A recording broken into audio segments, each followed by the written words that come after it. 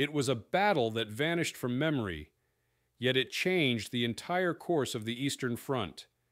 In January 1944, the Red Army encircled a German force so completely that the Wehrmacht's southern front began to collapse, and almost no one outside the archives ever learned its name. This is the story of Kirovograd, the forgotten victory that rewrote the map of Europe.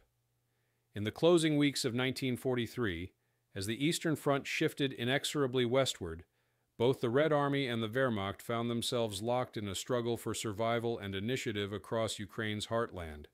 The city of Kirovograd, today's Kropyvnytsky, lay at the center of this contest, a modest regional hub turned logistical keystone between the Dnieper and the southern Bug.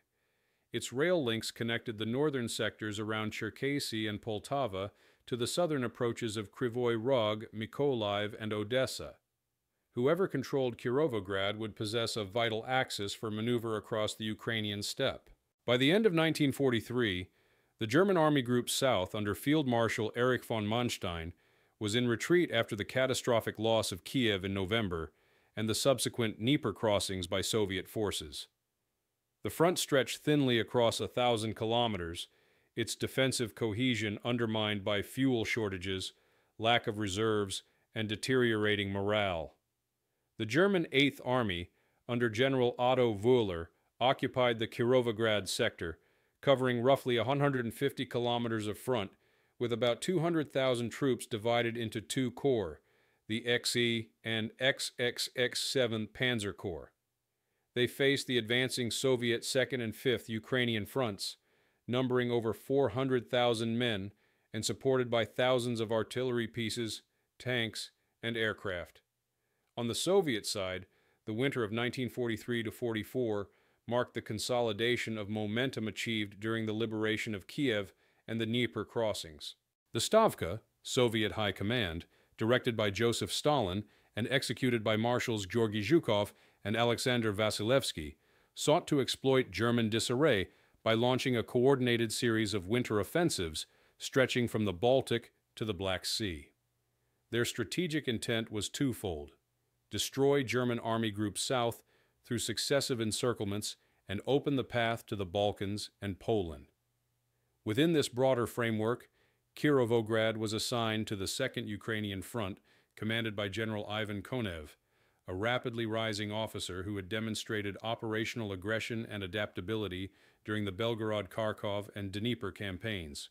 Konev's forces, consisting of the 4th Guards, 5th Guards, 7th Guards, and 53rd Armies, were supported by the 5th Guards Tank Army under General Pavel Rotmistrov. Collectively, they fielded approximately 400,000 troops, 1,500 tanks and self-propelled guns, 6,000 artillery pieces, and 500 combat aircraft. Their opponent, General Wöhler's 8th Army, could muster fewer than 400 operational tanks and assault guns across the entire sector, supported by the remnants of the Luftwaffe's 4th Air Fleet, whose numbers were limited by fuel and weather conditions. As 1943 ended, intelligence assessments on both sides reflected the tension of transition. The Soviets believed the German front was on the verge of disintegration, and they aimed to exploit any local weakness to achieve another encirclement similar to Stalingrad or Korsun. The Germans, however, retained enough cohesion and experienced command structure to mount fierce local defenses. Manstein's operational doctrine emphasized flexible defense, trading ground for time, preserving mechanized forces for counterstrikes, and exploiting overextended Soviet salients. In practice, though, the 8th Army was hamstrung by Hitler's no-retreat orders and the logistical paralysis of winter warfare. By late December 1943, Soviet reconnaissance identified the Kirovograd axis as one of the weakest points in the German front. The 8th Army's left flank, anchored near the Ingolets River, was held by the 11th and 14th Panzer Divisions, severely depleted and understrength, while its right flank around Novokrenka relied on infantry formations without adequate armor support. Soviet aerial photography confirmed thin defensive depth, poor trench development, and dispersed artillery batteries. Konev's staff concluded that a concentrated attack from both north and south could sever the German front, trapped 2 corps, and opened the road toward Uman and the Bug River. For the local population, the approaching battle promised yet another cycle of destruction. Kirovograd had changed hands multiple times since 1941, suffering heavy occupation losses and reprisals. The upcoming offensive, scheduled for early January 1944, would mark one of the most overlooked yet tactically sophisticated encirclements of the Eastern Front. Within less than a week, tens of thousands of men would find themselves cut off amid snow and smoke in a battle that blended maneuver warfare, attrition, and political calculation.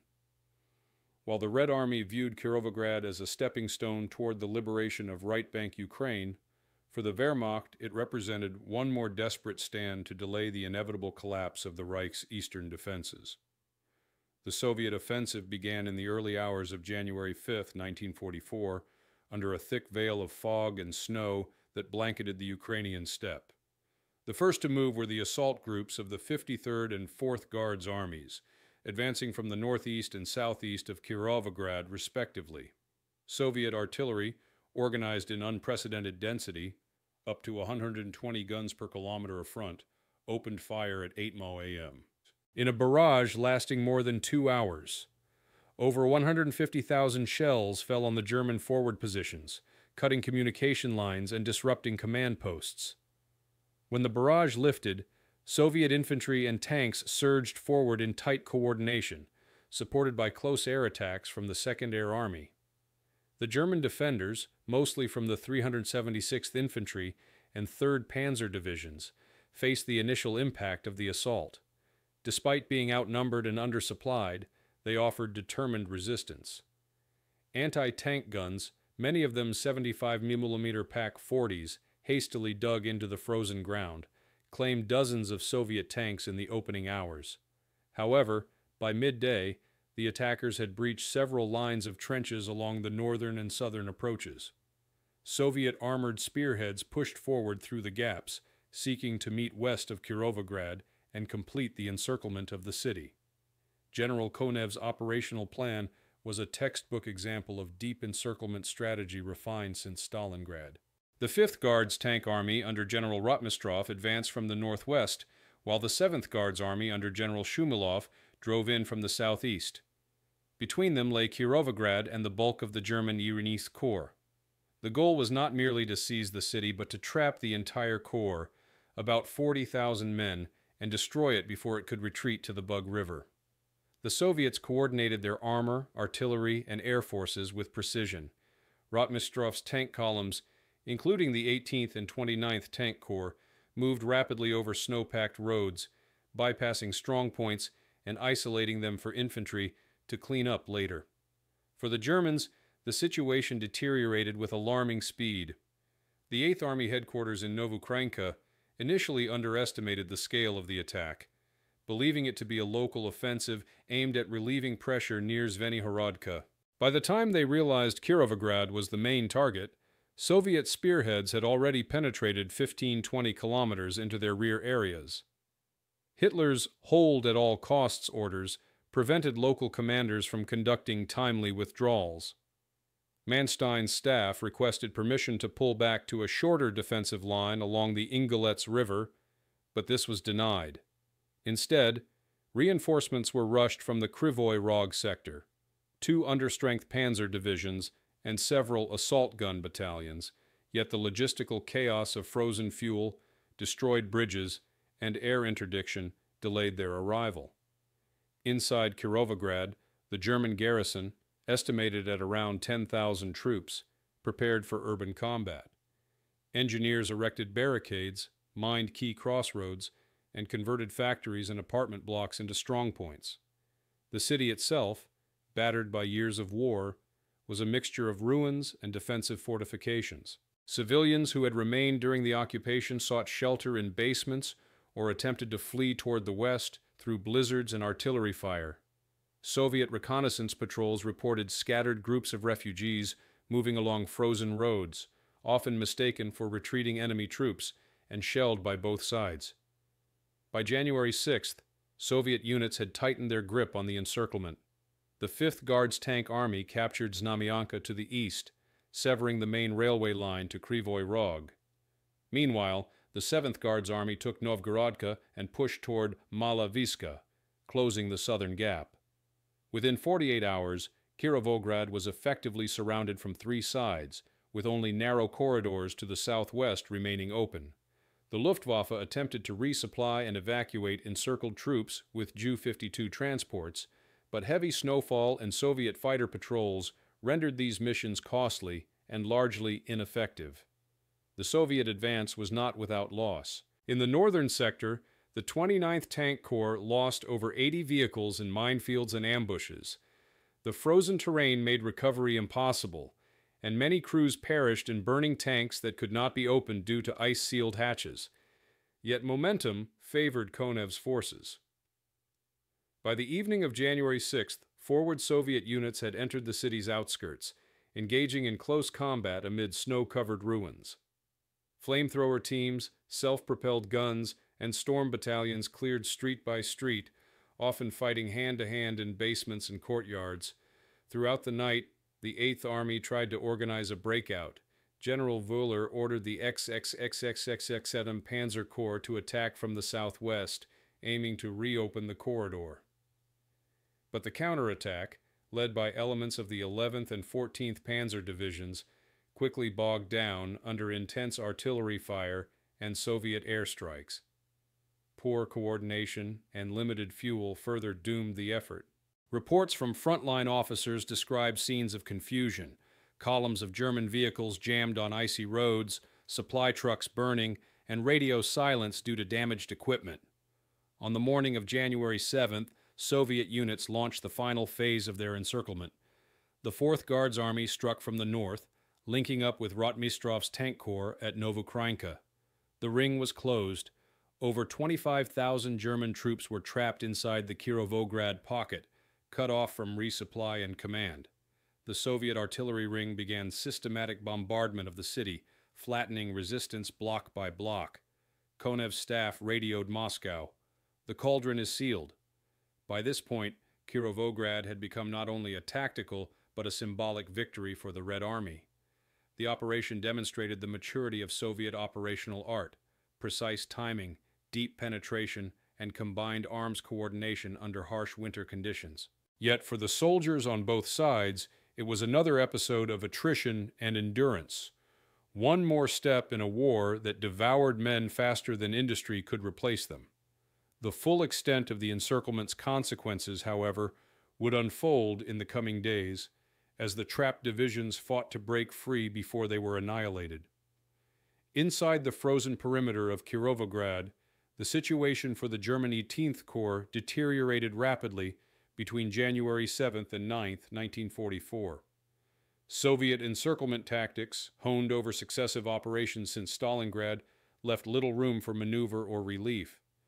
The city itself became a labyrinth of snow, smoke, and shattered masonry. German resistance, though disciplined, was now fragmented into isolated clusters, each fighting independently with dwindling ammunition and food. Command communications were intermittent. Field radios suffered from low batteries and interference from Soviet jamming. Still, General Wöhler and his subordinates clung to the hope of a breakout before the Red Army could consolidate its outer ring. General Otto von Knobelsdorff, commanding the XXXX7 Panzer Corps outside the pocket, attempted to organize a relief attack from the southwest on January 8th. His spearhead consisted mainly of the 14th and 11th Panzer Divisions, together fielding roughly 90 operational tanks, mostly Panzer IVs and a handful of Panthers. Their objective was to strike northeast from the Novokrainka sector and re-establish contact with trapped forces inside the city. However, the terrain, flat, wind-blown steppe covered in ice, offered little cover. Soviet artillery observation posts, aided by reconnaissance aircraft, detected the buildup. Within hours, batteries from the 4th Guards Army unleashed concentrated barrages, while the 5th Guards Tank Army moved to intercept the German armor. The winter temperature dropped below 20 degrees C at night, freezing corpses where they fell. Soviet loudspeakers blared surrender offers, promising medical treatment and rations to those who laid down arms. Few accepted, Most knew what surrender entailed after years of total war. The Red Army maintained relentless pressure. Konev's forces sought not only to destroy the pocket, but to do so swiftly before the Germans could regroup farther west. The 29th Tank Corps penetrated the city from the north, while the 4th Guards Army attacked from the southeast. By coordinating advances from multiple directions, they fragmented the German perimeter into compartments. Soviet artillery, over 2,000 guns concentrated around Kirovograd, delivered a rolling bombardment that pulverized resistance points and neutralized remaining anti-tank defenses. On January 8th, Marshal Konev ordered a combined push to seize the city center. Soviet infantry advanced under cover of smoke and artillery, supported by Su-76 and Su-122 self-propelled guns. The battle devolved into brutal urban combat reminiscent of Stalingrad, though on a smaller scale. German defenders of the 376th Infantry Division fought from building to building, snipers and machine gun nests delaying Soviet progress. By nightfall, Soviet units had captured the main rail station, cutting the last organized German route of withdrawal. Amid the chaos, German field hospitals overflowed. Medical officers, short of morphine and blood plasma, performed amputations without anesthesia. Many of the wounded froze to death awaiting evacuation. The 3rd Panzer Division, reduced to fragments, attempted a local breakout on the morning of January 9th, supported by what remained of its armored regiment, less than 20 tanks. They managed to breach the Soviet inner ring for several kilometers before being halted by counterfire. Soviet reports later described over 100 burning German vehicles scattered along the southern road. By January 10th, the fate of Kirovograd was sealed. Soviet reconnaissance indicated that German resistance had collapsed into small pockets. The northern industrial zone and railway yards were fully in Soviet hands. By midday, advanced detachments from the 7th Guards Army met units of the 5th Guards Tank Army southwest of the city, completing the encirclement's destruction. Kirovograd was declared liberated at 14 hours Moscow time. Stalin personally congratulated Konev and awarded the city the title of Kirovograd, City of Glory, recognizing its liberation as part of the Red Army's broader Dnieper-Carpathian offensive. In the aftermath, Soviet troops counted over 20,000 German dead within and around the city, along with 9,000 prisoners. Dozens of tanks, 200 artillery pieces, and thousands of small arms were captured. Yet the victory came at a steep price. Soviet casualty reports, often understated, listed over 10,000 men killed and missing and nearly 30,000 wounded in the operation. The frozen ground made burial and medical evacuation nearly impossible. Many wounded soldiers froze before reaching field hospitals. For the Wehrmacht, the fall of Kirovograd represented another rupture in an already fragile front. The loss of 2 corps and their equipment forced Manstein to withdraw remaining forces toward the Bug River to avoid another encirclement. Hitler, however, reacted with fury, blaming commanders for cowardly withdrawals and insufficient faith in final victory. Orders for court-martials circulated, though few were carried out as the situation spiraled. For the Red Army, the operation was both a triumph and a prelude. Kirovograd's capture opened the way toward Krivoy Rog and the southern Dnieper crossings, setting the stage for the massive offensives of February 1944. In strategic terms, it confirmed Soviet mastery of deep operations, the ability to plan, coordinate, and execute large-scale encirclements across vast terrain.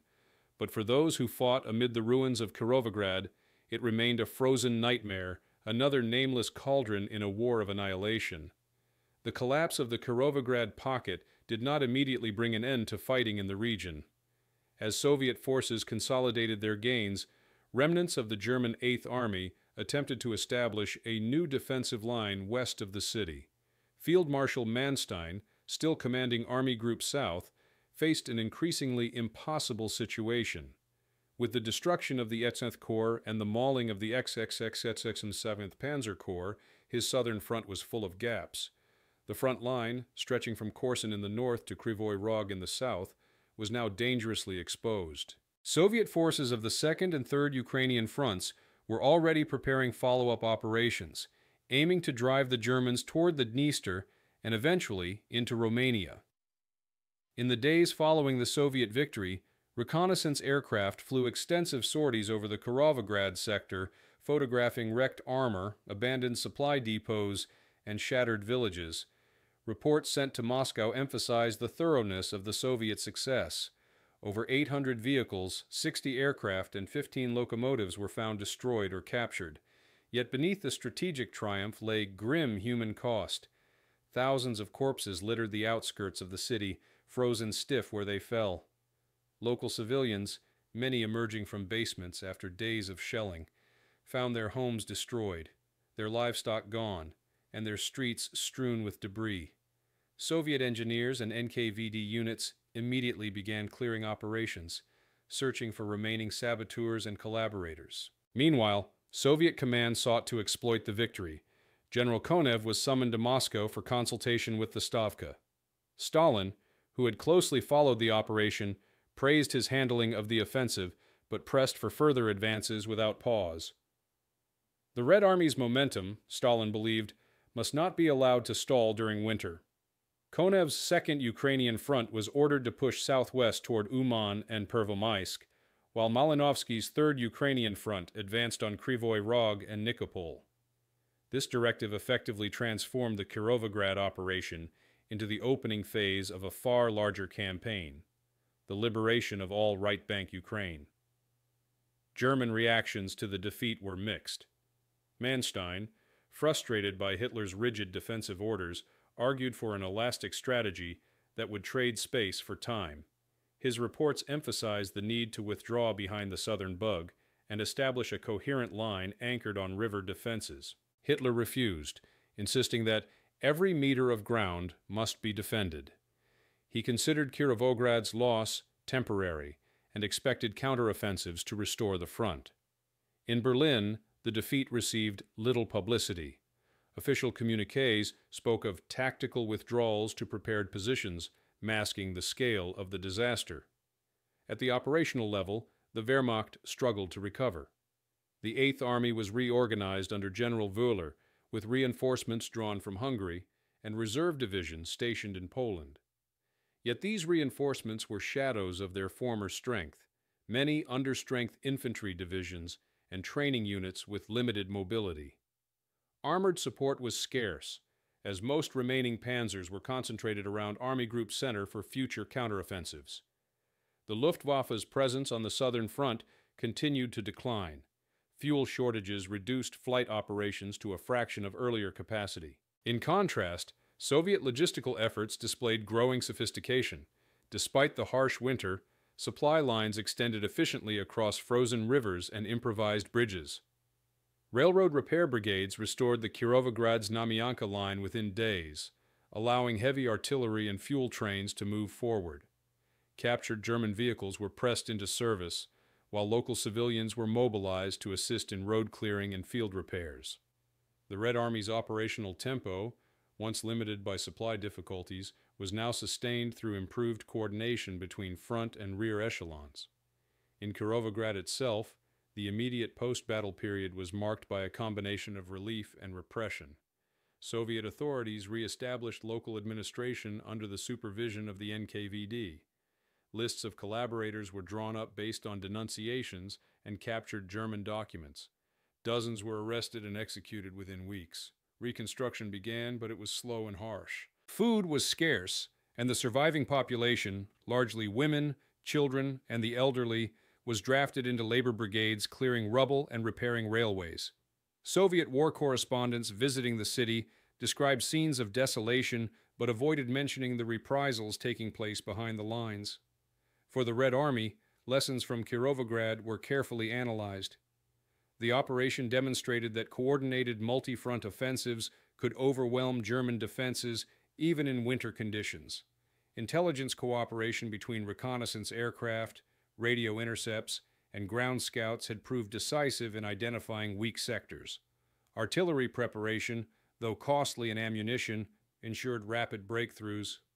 However, command reports also noted persistent weaknesses: excessive tank losses due to minefields, logistical delays caused by weather, and limited infantry coordination during urban fighting. These observations fed directly into planning for the upcoming Korsun-Shevchenkovsky operation, which would become one of the most significant encirclements of the war's later phase. On the German side, the psychological impact of Kirovograd was profound. Soldiers who escaped the pocket described scenes of chaos and despair. Units retreating westward lacked cohesion. Survivors were integrated into new formations without rest. Letters intercepted by Soviet intelligence revealed growing disillusionment among frontline troops, who no longer believed in the possibility of victory.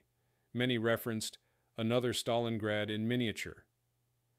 The loss also strained relations between Hitler and Manstein, with the Führer accusing his field marshal of defeatism.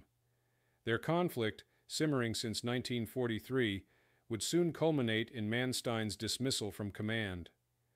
By late January 1944, Kirovograd had faded from the headlines, overshadowed by larger operations to the north and south. Fuel depots were re-established closer to the front lines, often using captured German facilities.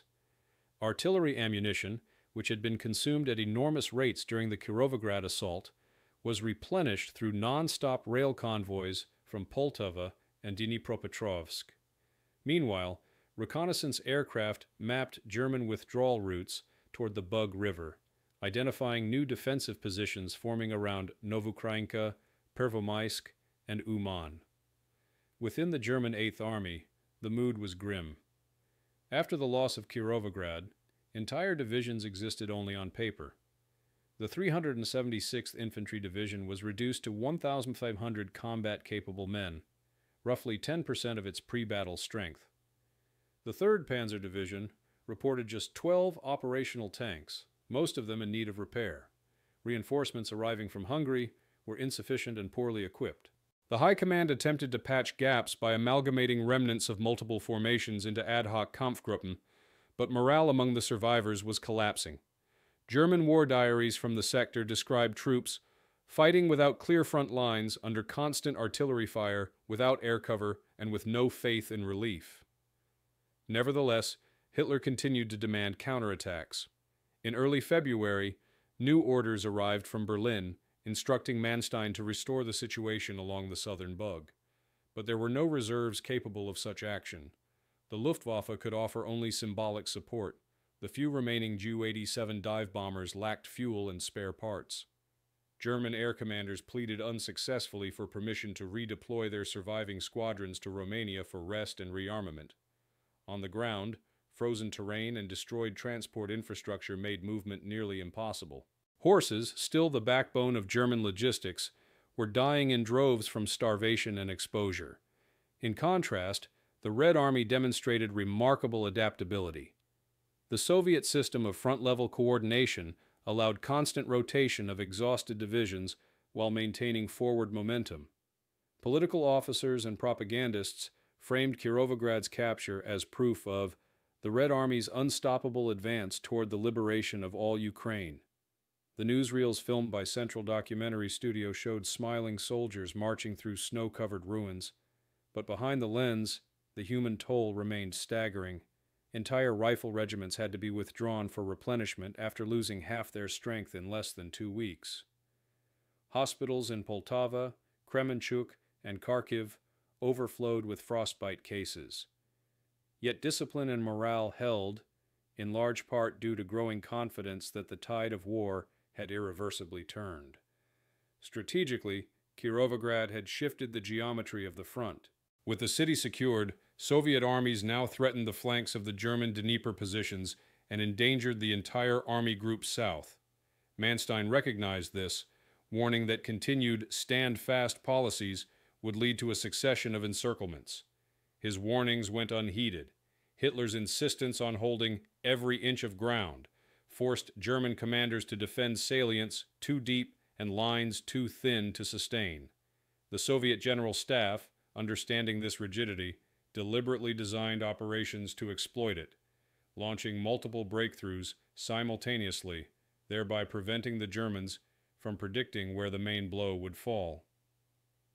While the world's attention focused on the larger upcoming battles, particularly the Korsun-Shevchenkovsky pocket forming just north of Kirovograd. Intelligence officers from both sides continued to study the operational aftermath. Soviet reports emphasized the success of coordination between tank and infantry formations. The combination of mobile groups striking deep into the enemy rear, supported by well-timed artillery barrages, had proven decisive. However, analysts also noted that the Red Army still struggled with command control during pursuit operations. Advancing columns often outran supply and communication lines, forcing pauses that allowed fragments of German forces to escape. German assessments were equally meticulous, though framed in increasingly fatalistic terms. The Wehrmacht's after-action reports from the Eighth Army identified several factors leading to defeat: Soviet air superiority, inflexible orders from higher command, and the inability to conduct timely withdrawals. They also noted the Red Army's growing use of deception measures, dummy troop concentrations, false radio traffic, and feigned attacks, which had successfully masked the true direction of assault. The Red Army established logistical hubs in the city, transforming its ruined factories into vehicle depots and repair workshops. Civilians were drafted to assist in rebuilding efforts, many working 12-hour shifts under military supervision.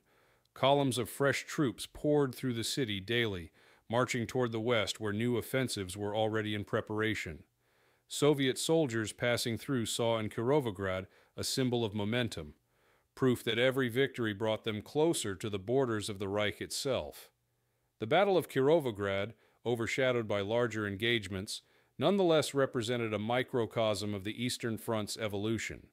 It illustrated the Soviet ability to sustain continuous offensive operations through harsh conditions, coordinate multiple fronts, and exploit enemy rigidity. For the Germans, it was another step in a relentless retreat, their once proud divisions reduced to remnants clinging to survival. The war had entered a phase where victory was no longer measured in individual battles, but in the slow, methodical erosion of the enemy's capacity to resist. Kirovograd was one more turning gear in that vast machine, a moment when the Red Army's momentum became irreversible, and the Wehrmacht's decline unmistakable. In the weeks that followed the Battle of Kirovograd, the echoes of artillery and the smell of scorched steel still lingered across the steppe. The Red Army's 2nd and 3rd Ukrainian fronts pressed on relentlessly, determined to capitalize on the breakthrough. Kirovograd had been more than a tactical victory. It had opened the southern gate of the German front in Ukraine. Yet behind the drive westward lay an intricate web of supply, coordination, and attrition that defined the nature of modern total war in early 1944. The Soviet command's next objective was clear: to complete the destruction of the German Eighth Army by advancing toward Pervomaisk and Uman, cutting off its retreat to the Dniester. Konev's front, now numbering over 600,000 men, was reorganized into 3 main axes of attack. The 4th Guards Army and 5th Guards Tank Army formed the spearhead, supported by the 7th Guards and 53rd Armies. Their orders emphasized speed: pursue without rest, deny the enemy the chance to reform any defensive line. Each day's delay, Stalin warned, allowed the Germans to strengthen their defenses deeper in Ukraine. The logistics behind such an advance were staggering. Rail engineers worked around the clock to restore damaged tracks leading from Poltava and Dnipropetrovsk, while truck convoys stretched for kilometers along frozen, cratered roads. Fuel and ammunition shortages were constant threats.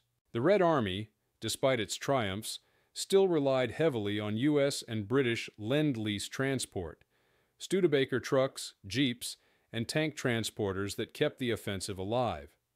Soviet soldiers, accustomed to fighting with minimal resources, improvised repairs with scavenged parts. In some units, crews replaced lost treads on T-34s with spare links welded from captured German vehicles. German forces retreating from the Kirovograd region faced catastrophic conditions. The winter roads, reduced to frozen ruts, made organized withdrawal nearly impossible. Many units abandoned their heavy weapons to avoid encirclement. The 8th Army's rear guards, mostly elements of the 11th and 14th Panzer Divisions, conducted delaying actions, trading space for time as Soviet vanguards closed in. German war correspondents described columns of men trudging westward through endless snow, followed by the crackle of Soviet machine guns. Manstein's reports to OKH, the Army High Command, warned that his entire southern wing was on the verge of collapse unless a general withdrawal to the Bug River was authorized. Hitler's response, delivered on January 20th, was curt. Hold your ground and restore order. The enemy will exhaust himself soon. By late January, the situation for the Wehrmacht had become untenable. The once formidable 8th Army had disintegrated into a patchwork of isolated Kampfgruppen, each numbering only a few hundred men. Communications were erratic, as Soviet radio interference and rapid advances severed lines. Luftwaffe resupply missions, attempting to deliver food and ammunition by Ju-52 transport planes, suffered heavy losses to Soviet fighters. The German command structure, overloaded with reports of localized breakthroughs, could no longer form a coherent front.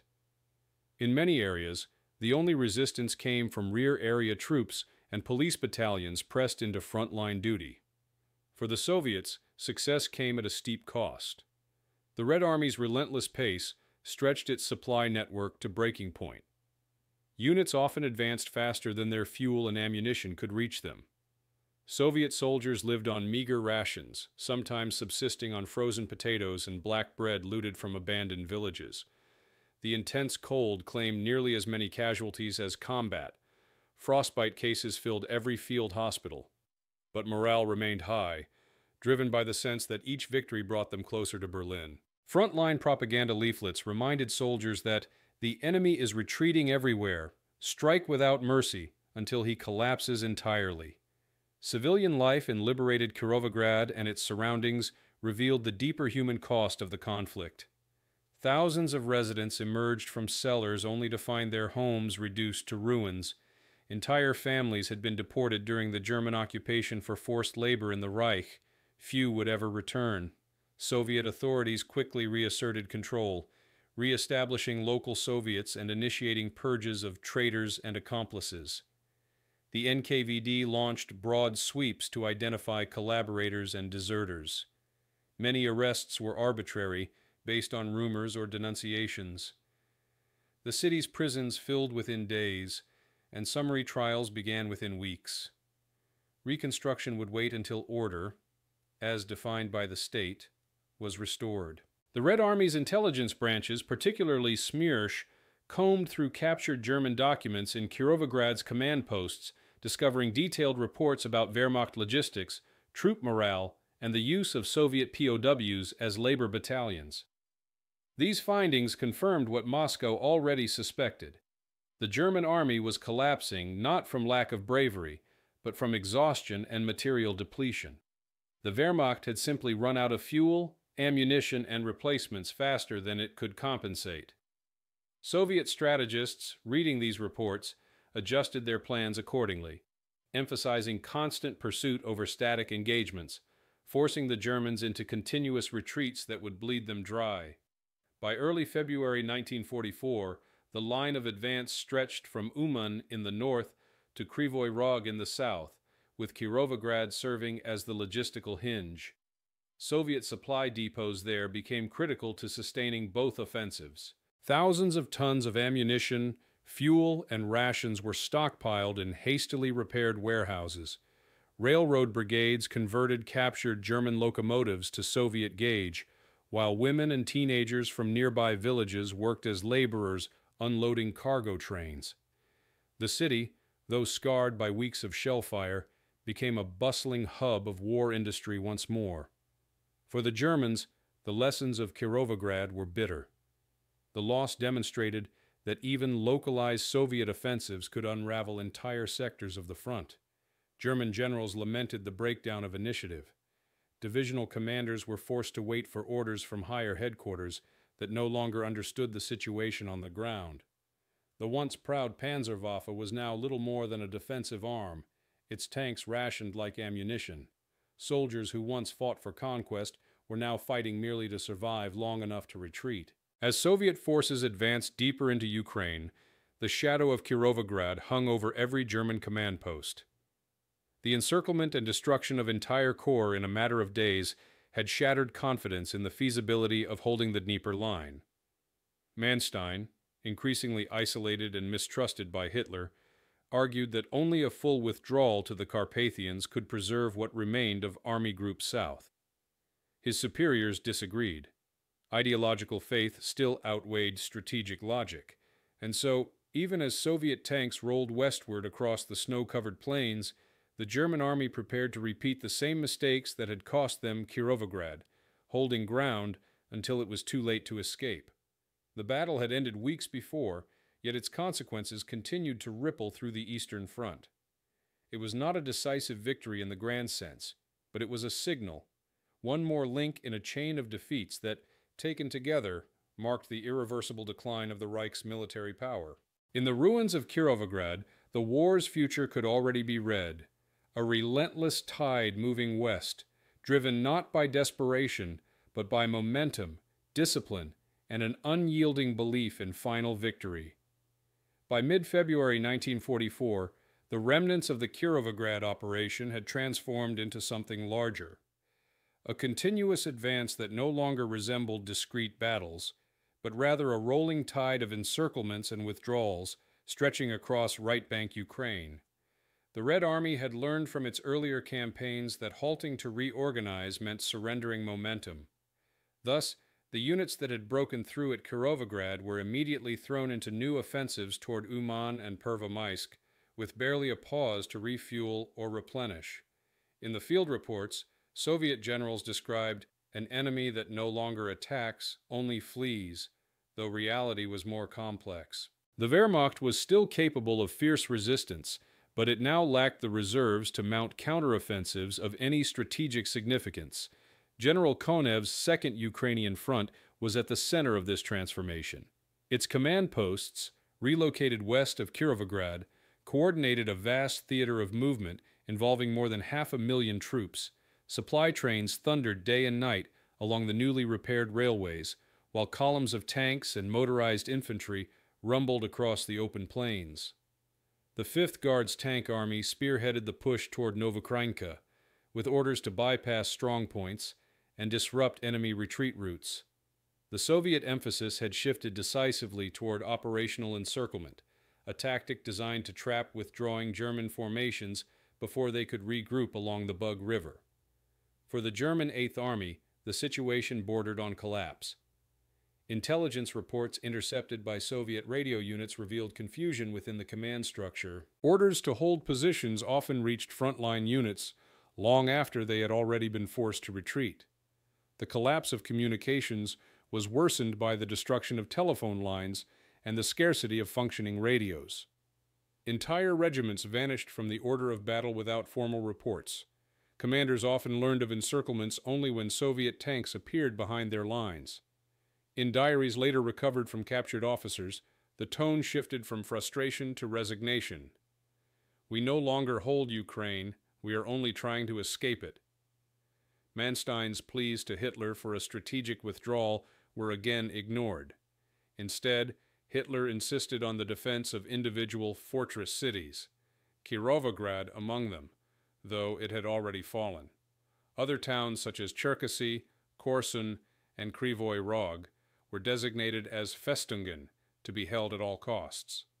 This doctrine, rooted in political symbolism rather than military logic, condemned thousands of soldiers to futile sacrifice. In some instances, German garrisons fought until their ammunition was gone, only to be overrun or destroyed by artillery. Survivors described a sense of abandonment, as though Berlin had forgotten we existed. Meanwhile, the Red Army's advance revealed a growing sophistication and coordination between air and ground forces. Soviet Il-2 Sturmovik squadrons provided relentless air support, strafing convoys and cutting off supply routes. Unlike in earlier years, Soviet pilots now operated under clear centralized direction, often in direct communication with tank columns via radio. This integration amplified the effectiveness of ground offensives. Soviet Air Command reported destroying over 200 German vehicles in the sector between January 25 and February 10 alone. Luftwaffe response was sporadic and largely symbolic. Fuel shortages had crippled operational capacity, and Soviet fighters dominated the skies. The human toll of this continuous advance was immense. On both sides, soldiers fought and died far from home, often buried in shallow graves along frozen roads. Soviet medical services, already stretched thin, struggled to keep pace with the front. Field hospitals were established in abandoned villages and railway stations, where surgeons worked with limited anesthetics under flickering oil lamps. Frostbite, typhus, and malnutrition compounded the casualties. Yet the Red Army's morale held, driven by both political indoctrination and the tangible sense of victory. Each liberated town was greeted as another step toward ending years of occupation, and propaganda units made sure to record every symbolic moment. For civilians, the advance brought both liberation and terror. Soviet partisans, now officially integrated into frontline operations, entered towns ahead of regular troops to root out remaining German holdouts and suspected collaborators. NKVD detachments followed closely, restoring Soviet authority with characteristic ruthlessness. While some locals welcomed the return of the Red Army, others, especially those who had served in auxiliary police or simply worked under German administration, faced swift punishment. In Kirovograd and surrounding villages, thousands were interrogated and many disappeared into filtration camps. Liberation came at the cost of renewed control. The scale of destruction was nearly total. Rail lines were twisted heaps of metal, bridges lay in ruins, and roads were impassable except to tracked vehicles. Soviet engineers became as vital to the advance as frontline troops. Using prefabricated sections of steel and timber, they rebuilt bridges over rivers like the Inhul and Inhulets in a matter of days. The Soviet capacity to sustain offensive operations in such conditions impressed even German observers after the war. Despite immense losses, the Red Army moved forward with a logistical discipline that belied its earlier reputation for chaos. "It is as if we are already dead," one anonymous soldier wrote in a letter later intercepted by Soviet intelligence. "They will tell Germany that we fought heroically, but no one will tell them we were abandoned." In this environment of collapse and despair, the Red Army's advance acquired a grim inevitability. Every success accelerated the Wehrmacht's disintegration. The destruction at Kirovograd had not only broken a section of the front, it had exposed the underlying fragility of Germany's entire eastern position.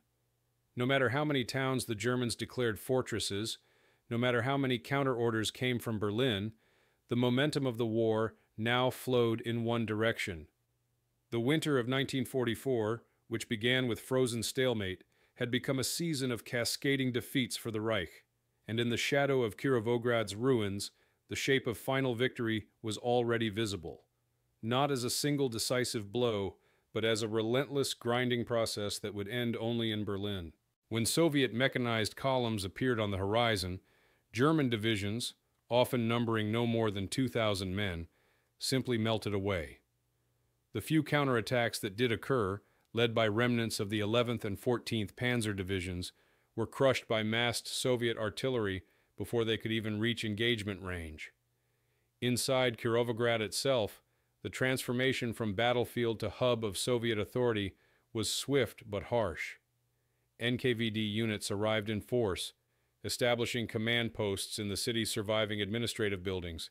Their task was twofold: to restore political control and to root out enemies of the people.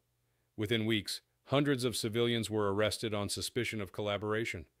Some had served as translators or clerks during the German occupation. Others were merely denounced by neighbors seeking revenge. German intelligence, though shattered, continued to monitor the situation. Reports intercepted from behind Soviet lines described massive troop concentrations west of Kirovograd and warned that another major encirclement was imminent. But Berlin dismissed these reports as exaggerations. Hitler believed that the spring thaw would halt Soviet offensives, giving the Wehrmacht time to rebuild. This misjudgment would prove fatal. The Red Army, far from waiting for better weather, used the frozen terrain to accelerate its mechanized thrusts.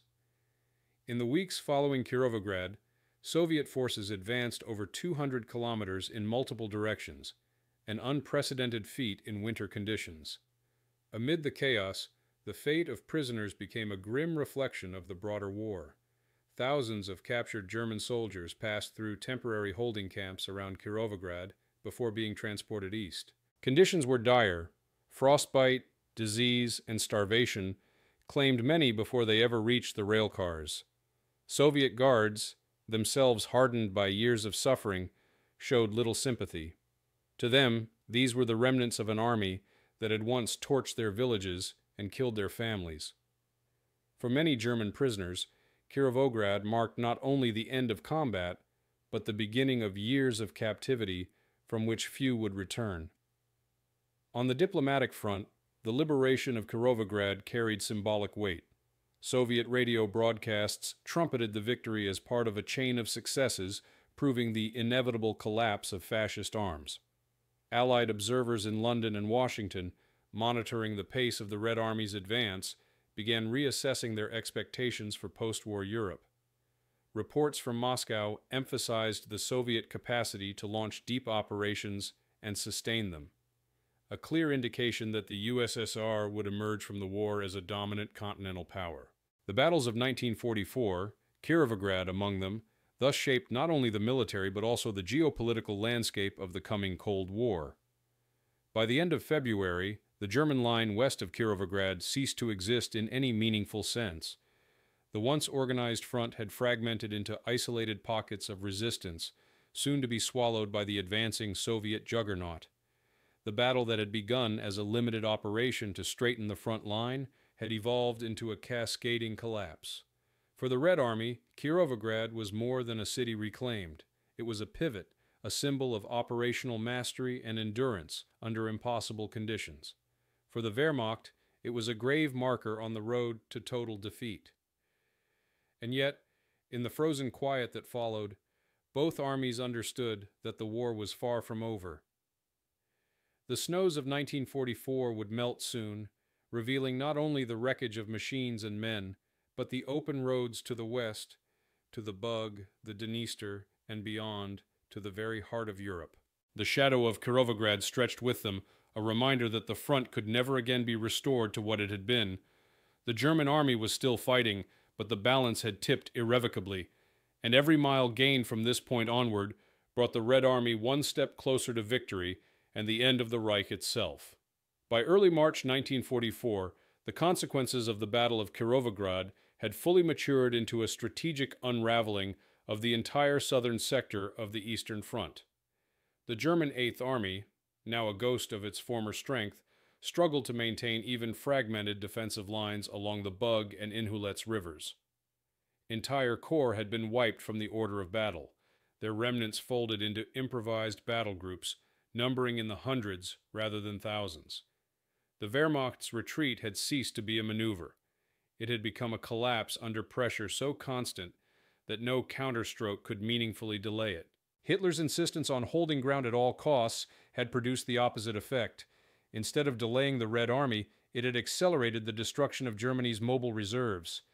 Divisions transferred from France and the Balkans arrived piecemeal, often thrown directly into battle without acclimatization or full strength.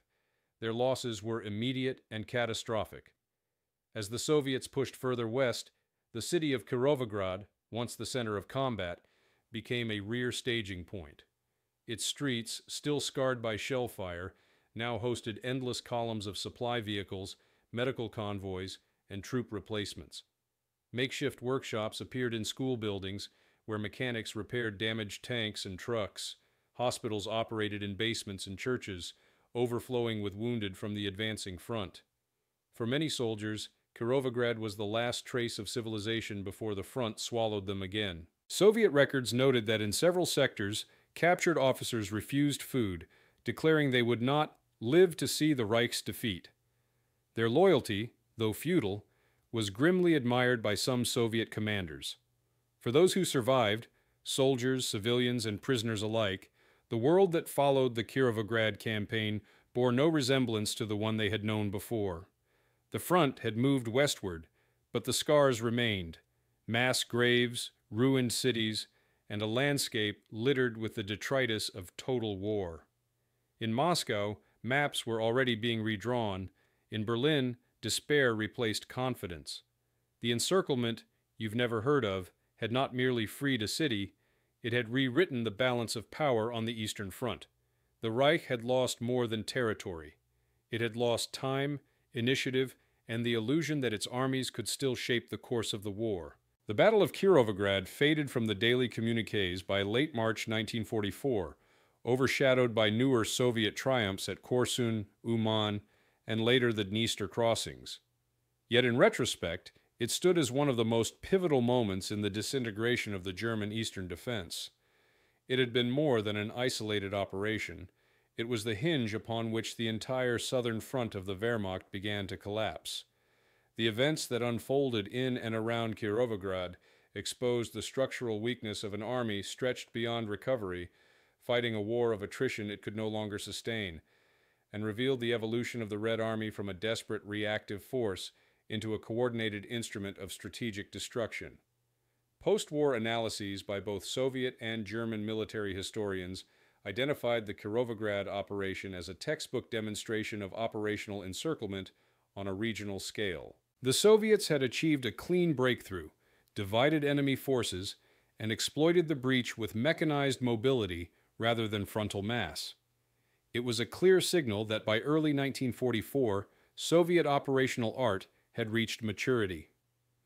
The front no longer fought in linear fashion.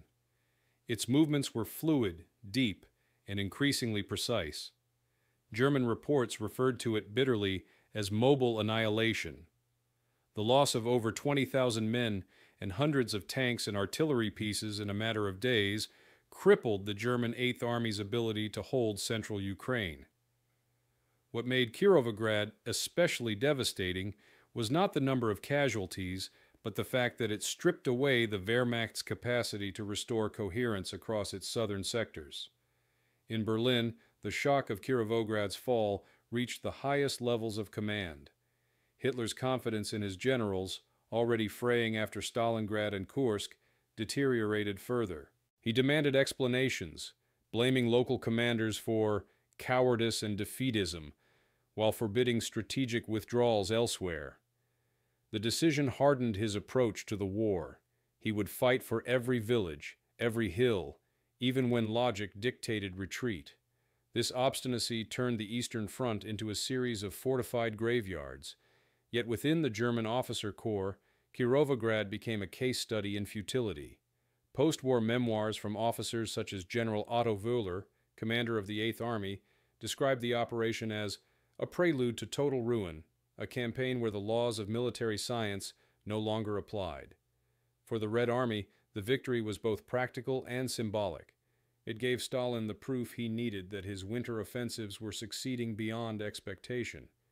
The momentum achieved in January and February 1944 convinced the Soviet High Command that the Wehrmacht could be driven out of Ukraine entirely before summer. Within weeks of Kirovograd's fall, the Red Army launched a series of follow-up operations that carried it to the borders of Romania and Poland. The liberation of Kirovograd was announced in Moscow with artillery salutes and radio broadcasts celebrating the destruction of German power in central Ukraine. Behind the triumphalism, however, Soviet commanders understood the price of this success. Over 40,000 Soviet casualties in 2 weeks of fighting, enormous logistical strain, and the human cost of winter warfare fought without pause. The city itself remained a ruin long after the front passed westward. Kirovograd's population, reduced from 100,000 before the war to barely a third of that number by 1944, faced famine, disease, and the bitter aftermath of occupation. Soviet reconstruction brigades arrived in April to clear debris and restore electricity, but the scars were indelible. Mass graves on the city's outskirts held both German and Soviet dead, their identities often unrecorded. In the archives of the NKVD, Kirovograd reappeared frequently in reports on counter-revolutionary elements, a euphemism for former collaborators and civilians accused of disloyalty. For many locals, the war had not ended with liberation. It had simply changed its masters. As historians later noted, the significance of Kirovograd extended beyond the immediate military outcome. It illustrated the transformation of the Eastern Front into a total system of destruction where movement, supply, and annihilation had merged. No clear front line existed anymore. Instead, entire regions became zones of simultaneous offense and retreat. For the Wehrmacht, this meant death by exhaustion, the steady erosion of manpower and material that could not be replaced. For the Red Army, it meant a new form of warfare that depended on unbroken momentum, where operational pauses were as dangerous as defeats. The success at Kirovograd proved that Soviet command had mastered the rhythm of total war. In the West, Allied observers took notice. Reports from British and American military attachés in Moscow praised the coordination of Soviet operations, noting that the Red Army now demonstrated the combined arms sophistication previously associated only with Western powers. Yet there was unease as well. The deeper the Soviet advance pushed into Eastern Europe, the clearer it became that post-war influence would follow the lines of liberation. Churchill's private correspondence from early 1944 reflected this anxiety. The Russians are driving with relentless purpose. They will not stop until the map of Europe is theirs to redraw. Kirovograd, though unknown to the Western public, was one of the points where that future took shape. After the war, the Kirovograd operation remained overshadowed by larger and more dramatic battles. It lacked the symbolic power of Stalingrad, the scale of Kursk, or the finality of Berlin. Yet for the soldiers who fought there, it was every bit as defining. Soviet veterans recalled the ferocity of the winter, the endless artillery fire, and the moment when the German front finally broke. For the Germans who escaped the encirclement, Kirovograd became a synonym for the end of order, a point where the once disciplined army of the East dissolved into fragments and fugitives. Few remembered the city's name, but all remembered what it meant. In the long shadow of history, the battle's legacy lies in its anonymity. It was one of the countless engagements that made up the machinery of the Red Army's final drive westward. Battles that individually vanished from memory, but collectively reshaped the map of Europe. Kirovograd was, in the end, an encirclement you've never heard of, but one without which the liberation of Ukraine, the collapse of Army Group South, and the advance toward the Balkans might have unfolded very differently.